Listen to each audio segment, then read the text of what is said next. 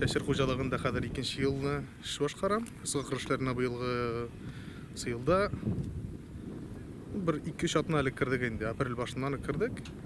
Ол башта зяптырмаладым. Ауызған еліне 20 метрлі зяптырмас қайтты. Бір 500-600 гектар шамасы зяптырмас тұрмалап, міне қазіргі күнде ise шәшу алдынан жеріне культивациялым. Ола берсе яқшығына тұрғанда шушы күндерде 1-2 атына ішінде шәшуіне бітірген енді. Күз күні әлі комбайнда ашайым, күз күні комбайнда яқшығына ұңыштарны жеп аларға жазсын.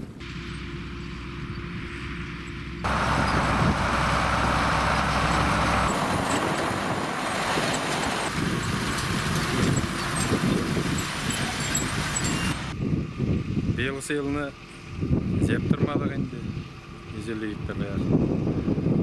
Зептірмағаннан сықағанына өзім тұққандарға шықтық. 200 гектарға яқын тұққандырдық.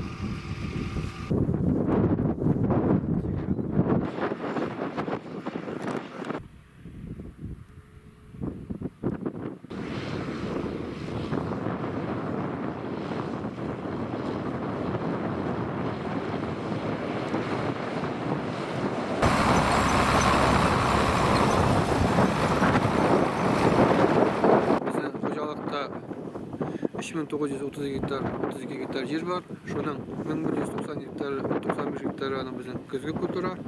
Bizde 39 gektar ol bizden köpeli bilen. Kalgan 2698 gektar ol bizden yazgı kultura. Bu günde şeşil uşastığında şeşil var. 120 gektar bileminde arpa şeşildi. Yigitdagi ollar işte şat uşastığında başlayız arpa şeşildi.